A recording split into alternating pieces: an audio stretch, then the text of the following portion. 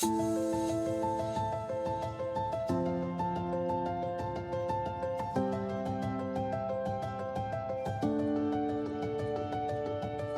views expressed on the Nova Society are those of the panelists and guests and do not necessarily reflect the views or opinions of the Phoenix Research Institute or any institution with which any panel member is associated. Reproduction or dissemination, other than for the purpose of education or information, without the expressed written permission of the Phoenix Research Institute or Nova Society Media is strictly prohibited. Welcome back to the Nova Society, the space where dialogue deepens understanding and civic responsibility comes to life. I'm Dr. Mark Bound, joined by my partner in crime, Dr. Scott Gershwer, and together we'll unpack the stories that matter most, exploring the headlines and history. The big ideas shaping today's conversations. Let's dive in and hear what our guests and listeners have for us today.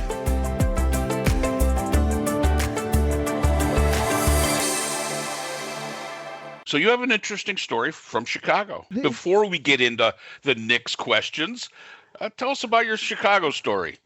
All right. So this is really a story about the importance of sports more than anything else. I mean, we do this podcast. We talk about politics and world affairs and things like that on it. We very rarely talk about sports, but, you know, both of us are big sports fans. And I think it's important for people who listen to us who don't understand that what this means, you know, what this championship by the Knicks means to me. And by way of explaining that, discuss this story. My friend Tom McHugh is a fantastic actor, lives in New York, but he's as Chicago is deep dish pizza. He is a great guy. Chicago, like third generation Chicago from Ireland, really big Chicago fan. His father lived his entire life without ever seeing the Cubs win a World Series. Probably was alive for the Steve Bartman game that really prevented them from getting into the world. And he couldn't pass up this moment. He flew to Chicago.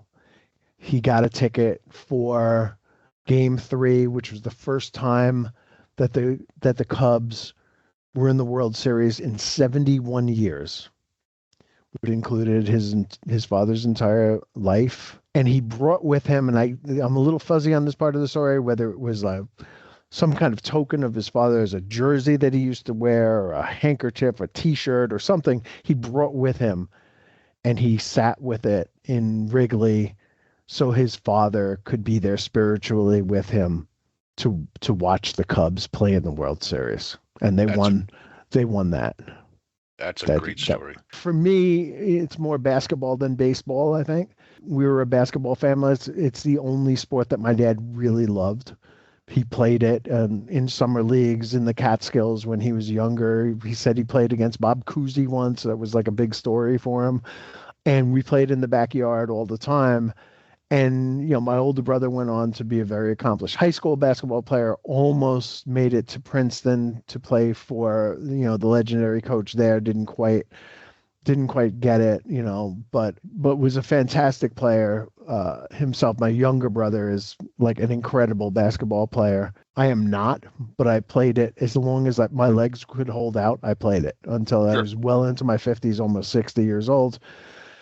And for those who don't understand this, it is family, it is legacy, it is so spiritual, it is so deeply ingrained in us when we follow a team our whole lives.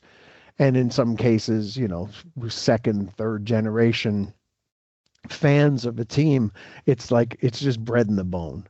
And that's really all I wanted to say about it. What this Knicks championship means to me. And I actually put this before the season, I think on Facebook at some point, where I'm getting old. Like I'm going to be 64 this summer. I was 11, I think, or 10 the last time the Knicks won the championship. And I was beginning to think that it wasn't going to happen. I've been disappointed so many times. And you know, it's something to ask your kids. It's one thing to ask your kids to go to Wrigley It's another thing to ask them to go to Madison Square Garden Yeah, during yeah, yeah. and bring a shirt for me, would you? Son, the tickets are only $10,000 a piece. And but they spared me having to ask that, so I'm really grateful for this team on a number of levels. And you know what? You're right, Scott. My wife grew up in Chicago. Linda grew up in Chicago. Her father, who tragically died of MS while she was still a teenager, basically he never got to see the Bears win the championship. He never got to see the Cubs win. And I remember that when Linda's first child was born, her mother was standing over. She was in the room when Adam was born, and she looked down at the baby and she said, "Lair Bear, the Bears won the Super Bowl." And then, and my wife loves telling that story. And then when the Cubs won the World Series, my wife is not as big a sports fan as I am. She's aware of it. I remember the Cubs won the World Series. I'm walking down the hall. She's in the shower singing "Go Cubs Go." I didn't even know she knew the damn words to this song, but she knew every single one. And then when she came out, I said, I don't get it. She goes, "That's where my dad would take me, Wrigley Field. He would take us, she played on a softball team, a girls softball team, and he'd take all the softball team." And she goes, "I spent my childhood in Wrigley Field." And I said, wow. it's a great, it's something that brings families together. It could also tear families apart a little bit. My grandmother was a huge Yankees fan. I hated the Yankees, but hey, it is what it is. But that's a great story. Yeah, now, just Tom McHugh, love you, brother. And what you did for your dad to feel spiritually close to him is amazing. That's special. And I'm so grateful for this Knicks team, as well as relieved and just love every minute of it. And I'm loving life right now. So let's go. We'll turn ourselves over to the questions. All right, Scott, a whole bunch of emails. Basically directed right at Scott Gershwer because everybody seems to know that he loves the Knicks. And we have 10 questions. 10 questions from 10 different listeners. Scott has not had these questions beforehand, and he's just going to answer them off the cuff. So the first question comes from Robert, who I believe lives by you. He's in Connecticut. And Robert asks, so at the beginning of the season, we all know that New York fans always think their teams are better than they actually end up being. Do you think the Knicks were better at the beginning, your assessment of them, than they actually ended up being? Oh, yeah. I mean, I would not have dreamed that this was going to happen. I would not have dreamed that they would win the championship. I thought they were a pretty good team. They went to the Eastern Conference Finals last season, lost to the Indiana Pacers, who went on to lose to the Oklahoma City Thunder. All the teams in the West looked better on paper, at least. And, in practicality, as the season went on, the West was as one guy put it, they were the varsity and the East was the JV. And whoever came out of the East was just going to be cannon fodder, basically. So this was completely unexpected. And after last season, I was one of the supporters of firing Tom Thibodeau, who I think is a really good coach, but really limited the team in some ways that I didn't like. Made life very, very difficult, I thought, for Cat. The Knicks, when they're at their worst, are standing around watching Jalen Brunson dribble and try to get free and open, and that is a recipe for disaster. So they needed to come together as a team. They needed to use their bench. Check both those boxes this year. Mike Brown did an amazing job, and the team developed over the year. They were not the same team, even though they only added one other player, Jose Alvarado, who's a tough kid from Brooklyn. Love him, and they added him, and he really, provided some sparks off the bench. Landry Shamet, who was on the team last year, but might have been hurt. I'm not sure if I remember that well. Really came together as the season went on, and the team developed really nicely. They, I don't know if you know this, but they have a core of 3 guys who all won a championship at Villanova together. They Right. won the NCAA championship. And so they were really good friends. And it was kind of sad. Dante DiVincenzo, who would have really been great on this team because he's a terrific outside shooter, is one of the best three-point shooters in the league, had to leave in the trade that brought Cat over. So he wasn't there with the team, with his brothers from Villanova. And so they did miss him, but they kept Deuce McBride, who's a tough little guy, and provided them with another spark off the bench, good three-point shooter. Didn't have a great playoff, at least in this last round. And but the team really came together. And I'll just say this about this Knicks team, that one of the things that began to dawn on me as the playoffs were going on, and remember, it looked like the Atlanta Hawks could possibly beat them in the first round. Right. They were the only team that beat the Knicks twice, and the Knicks looked bad in those losses, even though they were tight games. They were like, I think they were within 4 points. I forget, maybe both games within 4 points. And but as they went on, it began to dawn on me that they were sharing the ball a lot more than most teams I've ever watched in my life have. And it reminded me of the two championship teams that I saw when I was a kid. Now, the last time they won a championship, I was 10 years old. I was a huge basketball fan. My whole family is. We had a hoop in our backyard. We used to play all the time. It's always me and my dad versus my older brother and my younger brother. And but those teams were legendary for sacrificing their games for the greater good. And even like the 73 team, they brought over Earl Monroe from Baltimore. They traded for him. And everybody was like, how is this backcourt going to work? Because you had Clyde and you had Earl, and they both needed the ball. And to his credit, Monroe took a back seat to Clyde, sacrificed his game. I mean, this is a guy who could score every time down if he wanted to. And he became a much less selfish player and a more team-oriented player. And Red Holtzman, the coach back there, really put them together, and they developed nicely. And this team did the same thing through the playoffs. I think I watched most of the Knicks games, if not all of them. You had to get an app this year to do it. It was ridiculous. But I watched all the games, and there were times when I was like, this is a pretty good team. I never in a million years would have dreamed that this team was going to be a championship team. Okay. So Michael, who is from Westchester County, asks, who was the biggest positive surprise to you on this Knicks team, and who was the biggest disappointment? I don't think I have any disappointments. I think that, as I said before, they came together really nicely and played team basketball.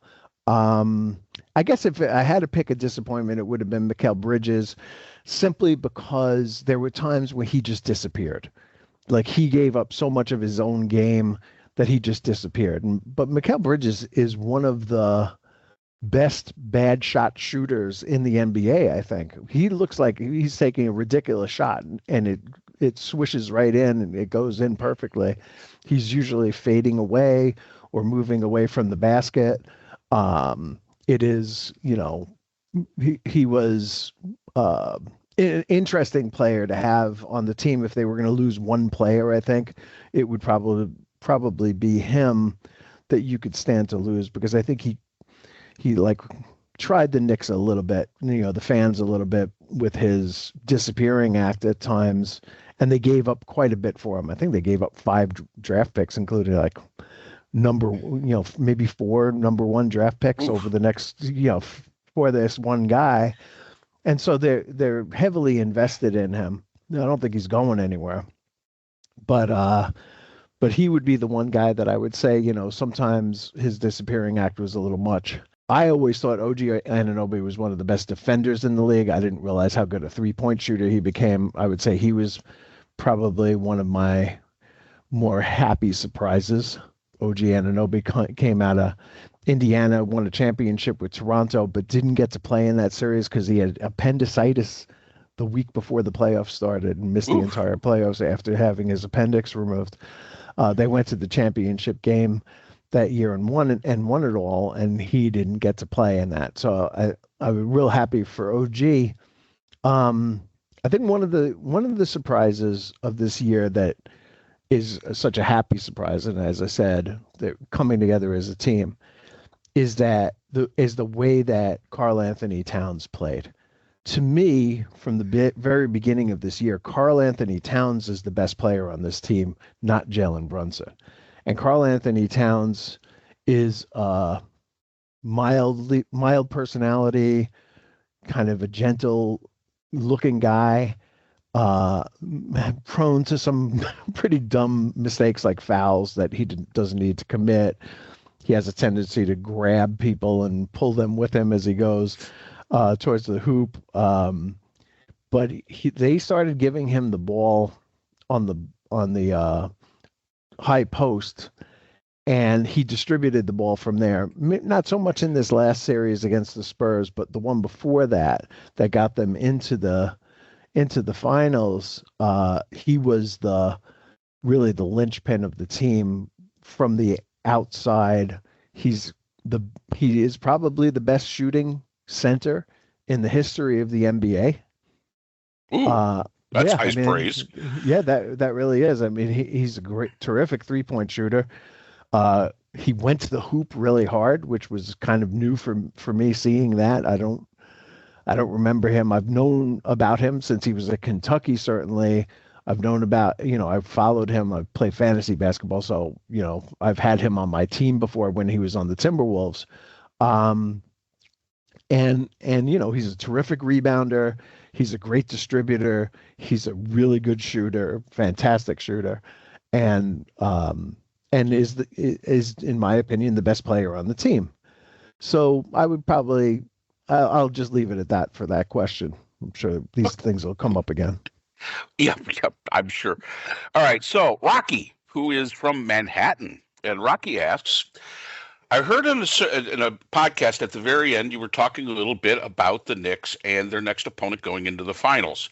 And you said that you did not believe that the Knicks matched up well against Oklahoma, but the Spurs beat Oklahoma.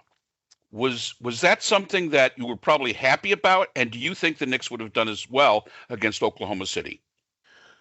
Yeah, it's a great question because I have absolutely because I remember you saying that. Yeah.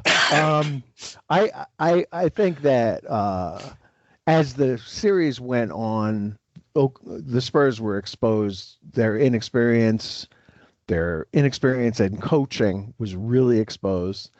I think that was the Knicks had an easier time with them. I predicted Knicks in 6, and they made it in 5, which is great.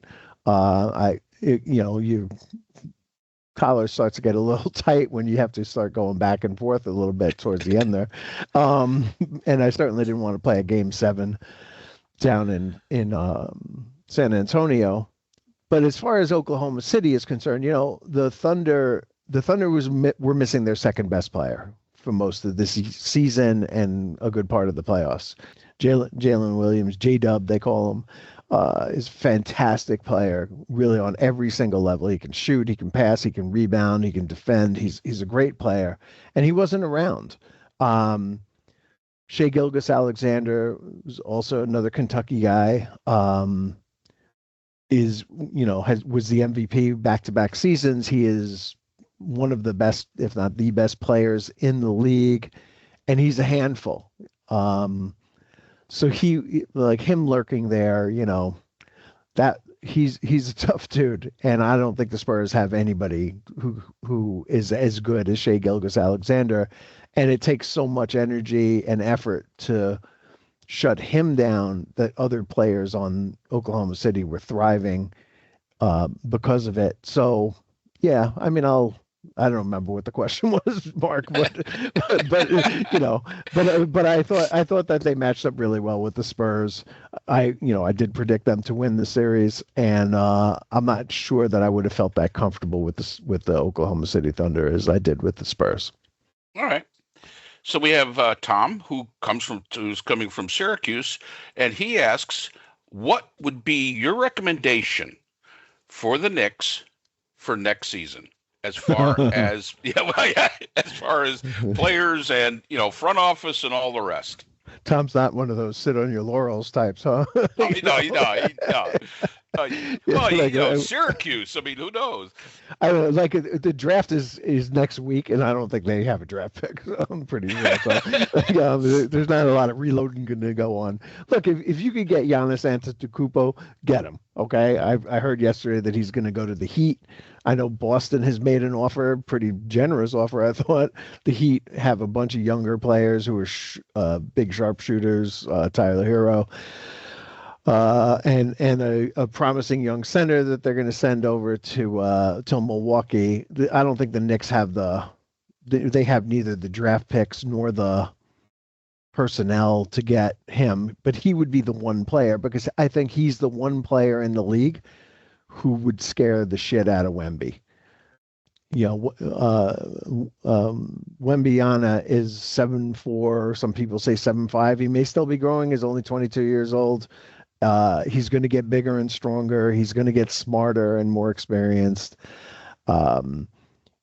And I don't think that he's afraid of Nikola Jokic. I don't think he's afraid of most people. I think he probably knows that Giannis healthy is a tough matchup for him because Giannis can do everything that he can do, and he's a hell of a lot stronger and he's not as tall, but that doesn't matter so much. As far as the Knicks are concerned, they're going to bring this team back more or less. I think they're going to lose Mitch Robinson, which is a pity because he's due to get signed and he'll sign probably elsewhere for a really, really big bag of money. And that is a pity because he grabbed the most important rebound of this series off a Josh Hart miss from the foul line and somehow ended up with the ball in his hand, kicked it out. And that was pretty much the ball game. So he's a really important player, best offensive rebounder in the league. I think they're going to lose him. That's going to be tragic. They'll have to find somebody else, but I don't see. I always used to say about Mitch Robinson that he had NBA talent, meaning his body, his athleticism, and rec league skills, meaning that like he would fit right in with the rest of us in the rec league, as far as shooting and all the other aspects of the game. But he's just so powerful and such an amazing knack for grabbing the rebounds that he's a really important piece that they're unfortunately, I think, going to lose. So, there's going to be some re-upping. There's going to be some movement, I think. I got total faith in Leon Rose and the way he put this team together and what he's going to do in the future. Having said that, I wouldn't expect them to repeat. The Knicks are the 8th team in a row not to repeat. Nobody has repeated in 8 seasons, 8 championships, and I think that trend will continue. The league is very, very competitive. It's a lot of fun to watch.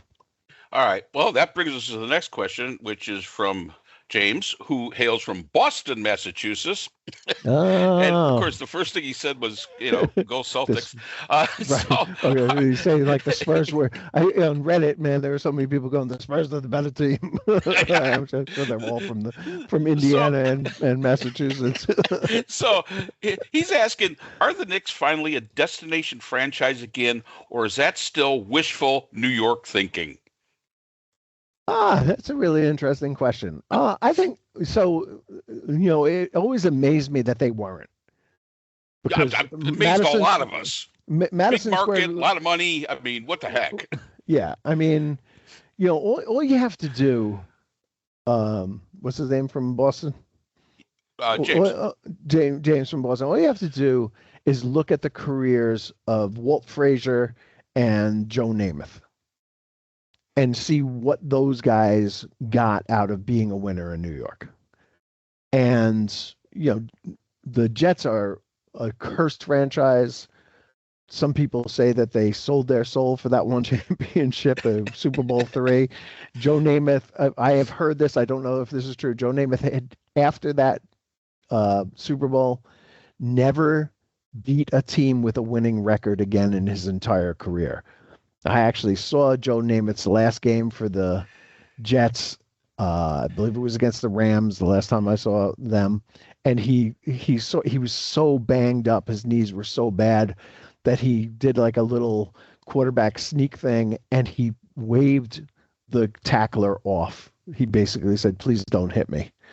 So like with the hand movements, you couldn't hear anything, but his hand movement was like, but he's gone on to get TV commercials and he did a movie and all kinds of stuff. I mean, there's just so much. Like he's still an icon, and he's still Madison Avenue worthy. And the same thing with Clyde. I think the same thing with the 86, some of the 86 Mets who didn't destroy their careers with cocaine, or die way too young. The winning in New York, especially in basketball, I think, because Madison Square Garden is the mecca of basketball. I mean, Stephon Castle probably felt right at home because UConn plays a lot of home games in Madison Square Garden. Right. Even though they're way out in Storrs, Connecticut, which is closer to Boston. And so, this is the place. Madison Square Garden is the place. It is the most amazing place to be. Just being in that room is kind of fills you with awe. I've talked about how the room bounces, how crazy the fans are, how knowledgeable the fans are. And hopefully the Knicks will be a destination that people want to come to. It took a long time. I remember I came back from a trip from Mexico with my family, and on the plane, somehow or another, I don't even remember if there were cell phones back then, I learned that Isaiah Thomas had been hired by the Knicks as their president, general manager, maybe even head coach, I forget. And thinking, okay, this guy's a winner. He's going to turn this around. And he didn't. It was like one more guy failing. Phil Jackson, same thing. Don Nelson, same thing. Like just ridiculous. Coach Brown, who had been in San Antonio and Indiana, came here and was awful. It just seemed like they just couldn't get out of their own way for the longest time. And, to an extent, Amari Stoudemire turned that around. Carmelo Anthony sort of turned that around a little bit.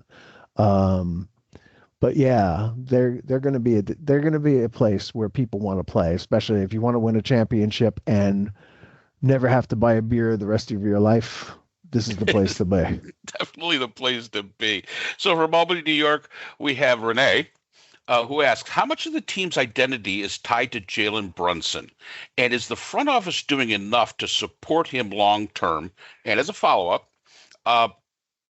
are you still one major piece away, and what piece is that to become the dynasty? So first, I'll start backwards. There are going to be no more dynasties. That okay. Concept is over in the NBA. There's parity in the league. There are a lot of great players. A lot of teams have them. We're kind of moving away, hopefully maybe moving away a little from this big three theory that was like, the Celtics had a big three in Ray Allen, Garnett, and Pierce. There's been big threes all over the place. I'm not going to name them all. And getting back to like more of a team concept where everybody on the floor can score, even off the bench. And three-pointers have become way too important. There's a lot of problems I have with the NBA, three-pointers being one of them. They need to move the line back. They probably need to widen the court a little bit. That's a conversation for another time. So I don't think the Knicks are going to be a dynasty. I think they'll be back, maybe. But I don't think that there are going to be any dynasties. Sorry, Boston Celtics fans. And so is Brunson the identity of the team? Absolutely. I mean, Brunson is the little engine that could. This guy was a second-round draft pick. He was basically dropped by the Dallas Mavericks. They basically just let him walk for nothing. And when the Knicks signed him, there's a video going around of all these sportscasters from ESPN and other places saying that the Knicks are making a huge mistake, that Jalen Brunson's too small, he's too slow, he's not good enough, he's not Allen Iverson, which he's not Kyrie Irving, which he's not, and that he's not going to be a transcendent player. And he is.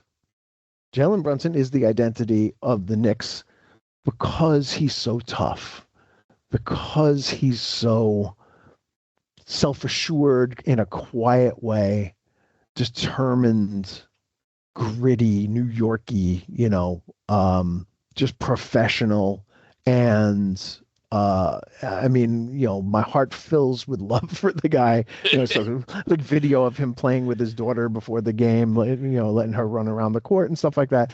Again, so Mark, maybe you'll remember this, like relate to this. In the Mets yearbook in 1969, they had a page where all the Mets and their children were on the page. Right. And I remember Tommy Agee and his son and other players and their small children. I mean, these are young men with small children. And there's one where Josh Hart has his daughter on his lap, and she's like in diapers. She's that young. And he gets called into the game, or he gets called to do something, or whatever it was. I don't know what the circumstances were. It wasn't during a game because she wouldn't be on the bench. But he had to get up, and he just takes his daughter and puts her in Mitch Robinson's lap, who's sitting next to him. And Mitch Robinson just entertains her while Josh Hart is, running out onto the court. That's the kind of camaraderie and love for one another. The Oklahoma City Thunder have it. The Knicks have it. I don't think the Celtics have it. I don't think the Philadelphia 76ers have it. I don't think the Miami Heat have it. Certainly not the Bucks. Certainly not the Bulls. You can go down the list. I didn't even think the Spurs have that. Certainly not the Lakers.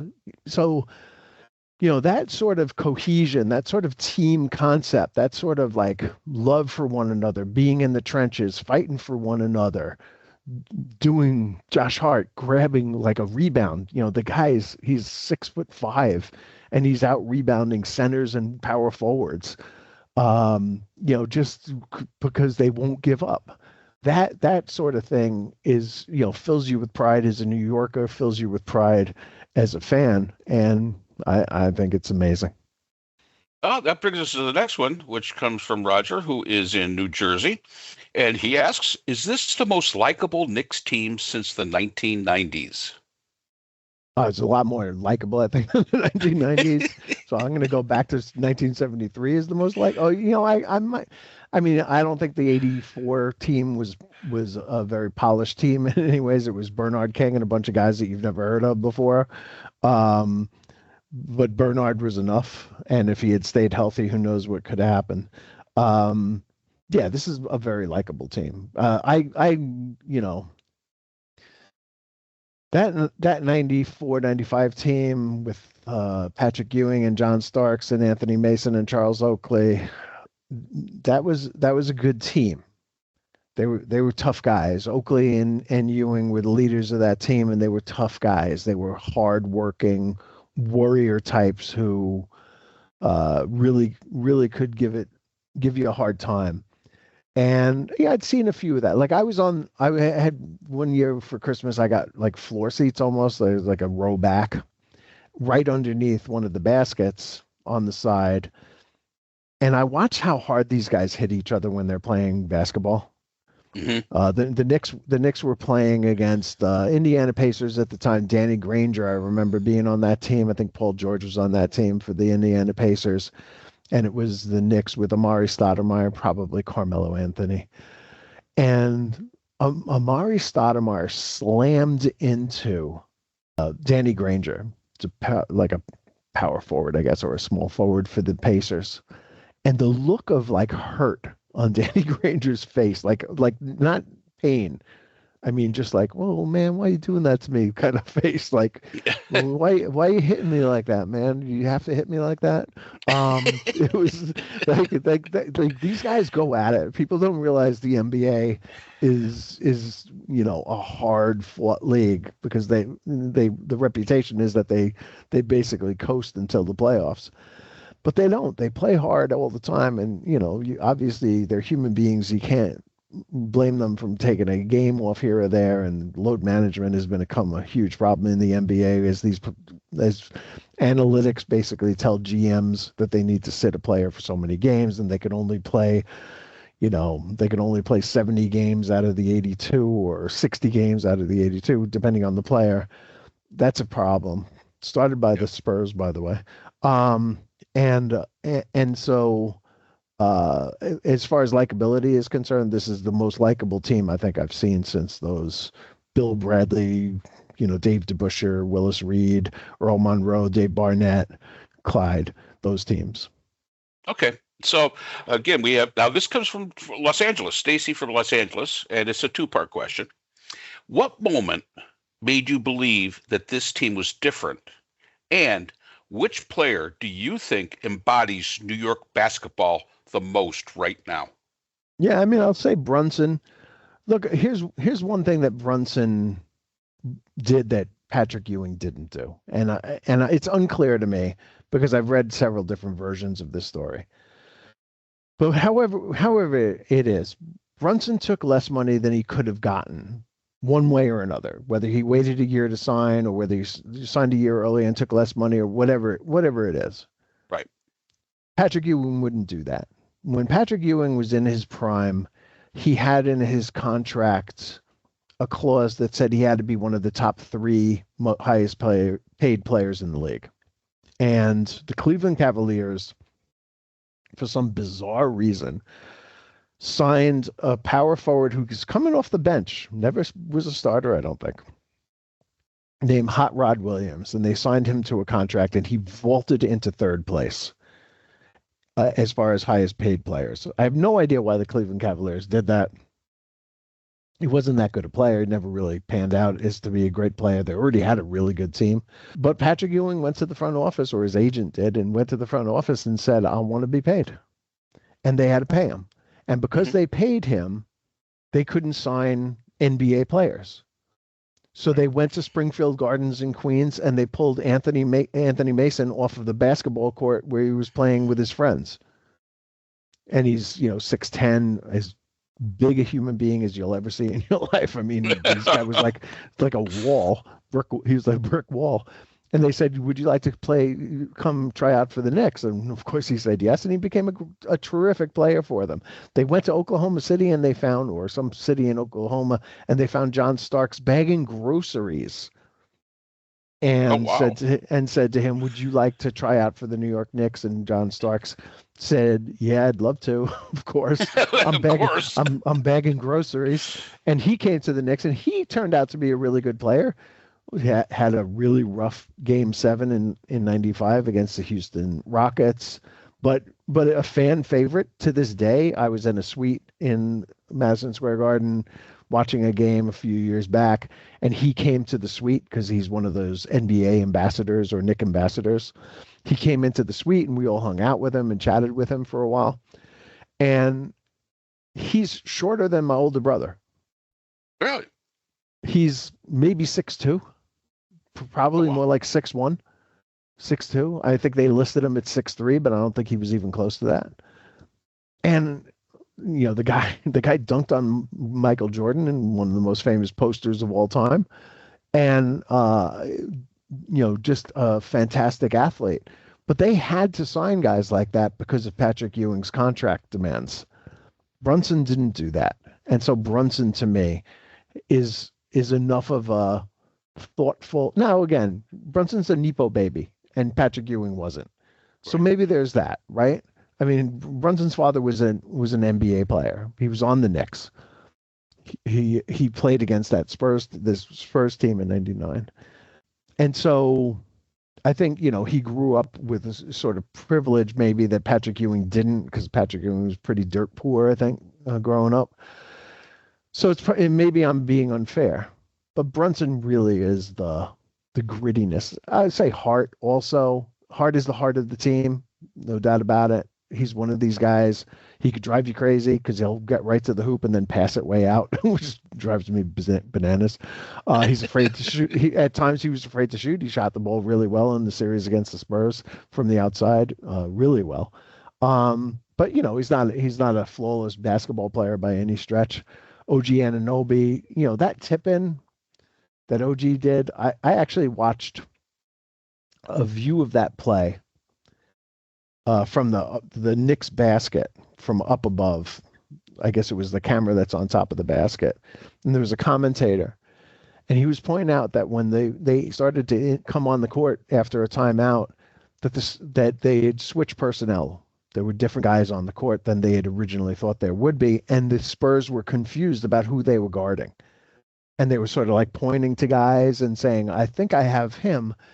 And somehow Wemby ends up away from the basket guarding Jalen Brunson, Mm-hmm. right? Who takes that three. He misses the shot, but there's nobody 7'5" underneath the basket to stop OG Anunoby from coming in and just skying and tipping the ball perfectly into the hoop. Yeah. And when like that is Mark, you'll relate to this. The '86 Mets.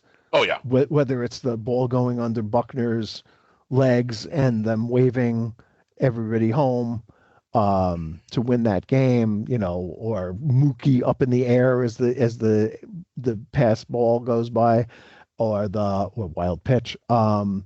It is, the Giants with Tyree, that pass that he caught on the helmet. Like, it's one of those moments, Right. That is going to live forever in NBA lore. The immaculate reception, it's in that category. Right, but that was the Pittsburgh Steelers. I'm talking about the New York. I'm not talking about flyover country here. I'm talking about the New York Knicks, or New York teams anyway. Because again, when you're in New York, and this is where the media is, and the people who are in the media, like not just the anchors and all that kind of stuff, the hosts or whatever, the directors and the producers and everybody, they're all New York sports fans. And so you have these like iconic moments that you see again and again. Prior to this, the most iconic Knicks moment was Willis Reed coming out of the dressing room with a noticeable limp in Game 7 of the 1969-70 finals against the Lakers, and hitting 2 shots and dragging his leg down the court. And then that was it. He came out of the game. Right. Clyde went on to score 36 points, have 19 assists, 5 steals, I think 5 rebounds. One of the greatest Game 7s ever, which is why Clyde is always going to be the number 1 greatest Knick. But that was the iconic moment. And if you watch the whole clip, the TV cameras cut to the Lakers and this is the layup line that we're talking about, right? And they're all standing there wondering how Willis Reed is on the court, Yep. Because he was like, to call his leg injury gruesome was kind. It was a horrific injury. He couldn't play the game before. He didn't play the game before, but he came out for that Game 7, hit 2 shots, and then Clyde took over and just dominated. That's 53 years ago. Yeah. Between iconic moments. But that tip in by OG, that'll live forever. So again, I'm missing. I don't know if I'm answering the question, but yeah, there are a lot of, one of the things about a championship team, and this from your favorite teams, you can't really pick who's your favorite because there are so many that you love. Oh yeah, absolutely. Yeah, you're right there. I mean, and you're right. There's so many iconic moments, and people have to realize it is tough to play a sport in New York City. That's a tough market, because those guys that are doing the interviews, they're not your friends. They are not your friends. No homers. That's right. They are good at criticizing. One of the kind of moments that you still see today was Mike Piazza hitting the home run after 9/11 against the Braves. Right. And it's just one of those moments that you have. All right. So our last question for you, and it's another little 2-parter here. This comes to us from Jupiter, Florida. And the question is, love Jupiter. Is there a superstar worth trading for in the next 12 months, or should the Knicks stay patient? And how do the Knicks stack up against the rising teams in the East over the next 5 years? Another person who just doesn't want to relax and enjoy the win. Jupiter, come on, man. We have a week till the draft, and I'm pretty sure I haven't looked it up that they don't even have a draft pick. But they traded them all the Nets for Mikal Bridges. I don't know if that starts now, but But in any event, is there a superstar in the league? Yeah, there are a lot of superstars in the league. But if you're thinking of LeBron James, Jupiter, and I suspect you are, that is a big no for me. LeBron James had his chance to come here. He took his talents to South Florida. No, sorry. I mean, I still think LeBron James is a great player. I don't think he can play as many games and as many minutes as he used to be. Obviously, we all get old. But I'm not bringing LeBron James here. I'm not trading for LeBron. I mentioned Giannis Antetokounmpo earlier. He is, he's a big talent. He would be somebody. I don't think they have the wherewithal. They don't got the cards to get him. I can't. Nobody else is coming off the top of my head. It looks like the Celtics are gonna try to trade Jaylen Brown, which is crazy. But yeah, no. I mean, I think this is the team more or less. They're gonna lose. As I said, they're going to lose a guy or two, I think, to free agency or whatever. And it wouldn't surprise me if Leon Rose brought in somebody else to help, but I think this is more or less the core. So how do you think they stack up to the other teams in the East over the next 5 years? Well, I mean, Indiana is going to be back because Halliburton missed all this year and he got hurt in the playoffs last year. I mean, look, it is a game where it's a game of attrition in a lot of ways. Oh, absolutely. So you can't. It's hard for me to. It's like I know the Pacers are going to be a good team. I know the Celtics are going to be a great team. Hopefully, Jason Tatum at this point having come back already. Hopefully, he'll be fully healed by the time he gets to go. There's a up and coming team in Charlotte.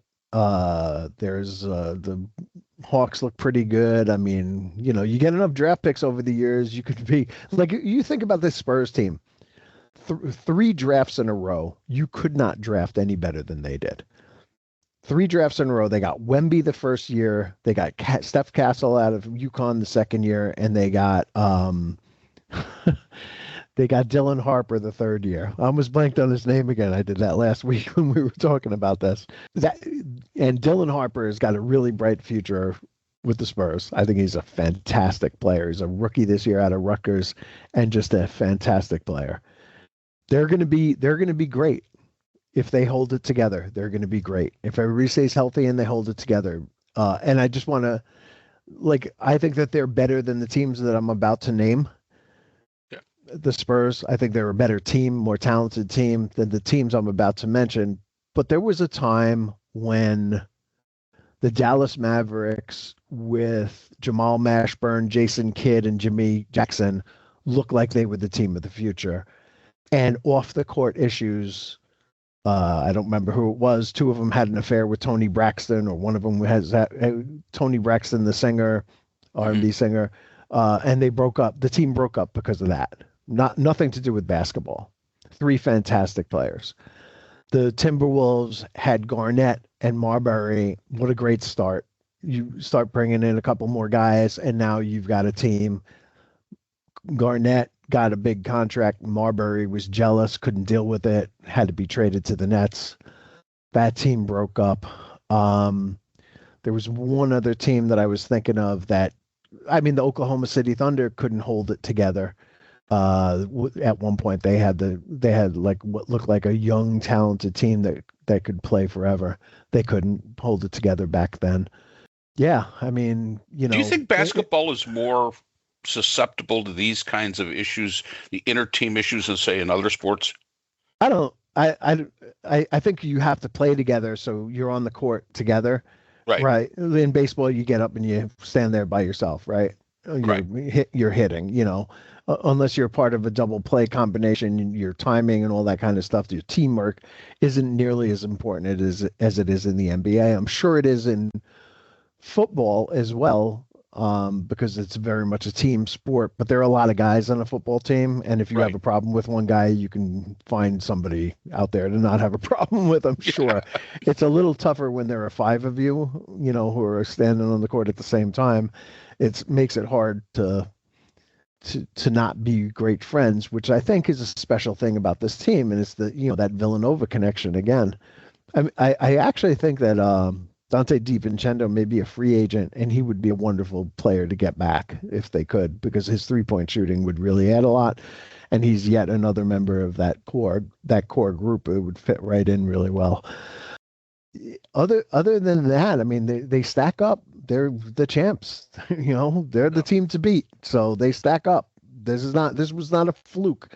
This is not there's no Michael Jordan in the league anymore who can dominate, probably could have dominated for 7 years straight if he hadn't gotten into the trouble that he got into and had to, whatever it was, gambling or wanted to go play baseball or whatever you want to believe about Michael Jordan. Other than that, he won 3 in a row twice and probably would have won those years that he was out. There's nobody in the league like that anymore. There's no team like that anymore. The teams are relatively even, I think. Yeah. And I will say this, from from my alma mater, Villanova, Raleigh Massimino always used to say, the best teams I've ever coached were a team of friends. Yeah. Oh, and look at that team that beat Georgetown. Yep. That team didn't have a chance. No, I'll bet most people couldn't even name a member of that team at this point. They didn't have any stars. They didn't have any great players. Their best player. They were playing against Patrick Ewing, who was like the biggest thing in basketball at that time. Right, absolutely, and they won that game. I mean, that was I remember watching that, going, "This is the craziest thing I've ever seen. I can't believe this is happening." So it's a team sport, and you have to have a good team, and they have to learn to live together, if not be great friends. I think it's a big advantage for the Knicks to have a bunch of guys who are great friends on the team. I don't think you need to go that far, but it helps, and they've got it. Absolutely. Well, I tell you, we got more questions coming in, but of course, the next one that we're going to do, because this is fun, is about the Mets. And we've got some questions are for you and me. So we'll set up some time that you and me can do this again. And we're going to talk about, and I'm going to tell you right now, the Mets questions are kind of just absolutely digging at us. So that'll be fun. Well, you know what we should do? We should do that podcast drunk out of our minds, because I don't think there's any way. I don't think there's any way to approach this soberly with Mets. Oh, good Lord. I do have a really good friend who thinks that once Lindor comes back and some of these guys begin to come back, that they're okay. They're not that far out of it that they can't get back into it. And you got to believe, right? You got to believe. Well, if you watched last night's game, 12-0, maybe not quite so much. That game was over. I was looking for it and I couldn't find it on Hulu, I guess. And I'm like, what is going on? And then I looked at my phone to get the score, and it was 12-0, I think. And I was like, and the game was over. I mean, that game ended in like an hour. Only one team showed up. We could talk about the Mets, I suppose. Absolutely. I'm gonna have to bone up on it though, because I have to admit I have not been watching the Mets very much. You're certainly not during this playoff run, and even before that, I was like, City Field is basically a picnic ground right now, where people go to eat some good food and have fun with other people and drink and have a good time. And there's a baseball game going on. If you want to watch it, go ahead, but you probably don't even need to. Yeah, I agree. All right, Scott. Hey, I'm going to the parade. I'm going to the parade on Thursday, by the way. My son wanted to go, and I was like, you know what? I have not been to a Knick parade. I'm going. So I'll be at the parade. Canyon of Heroes. Well, we'll keep an eye out for you. All right. Thanks for all the questions, folks. We love you, man. We love you guys who are paying enough attention and wanting to send us questions. It's great. Yeah. Thank you. Yeah. Thank you very much. I have to admit, my knowledge of basketball is very limited. At my height, I was never really the basketball player. But yeah, very interesting. Very, very interesting. Thanks, Scott. We'll talk to you. Yeah, take care. Thank you. Take care, man. And that's all the time we have for today's episode. The Nova Society is a production of Nova Society Media, a division of the Phoenix Research Institute. We want to thank our production partners, Buzzsprout, who hosts the Nova Society, Audacity, our editing team, Apple Podcasts, the largest source of podcast and music online, Spotify, the most popular platform for the Nova Society, and iHeartRadio, your destination for all things music and podcasting. The Nova Society is available on all of these and other quality platforms listed in our description. And most importantly, we want to thank you, our listeners. Without your support, the Nova Society could not be possible. If you haven't already, please consider subscribing on the platform of your choice. It's easy, it's free, and helps our channel grow. For questions or comments, you can reach us at nova.society.podcast@gmail.com. So on behalf of Dr. Scott Gershwer and all of our production partners here at the Nova Society, I'm Dr. Mark Bound. Remember, the true power of society is knowledge. Thank you for listening, and we hope to see you again next time.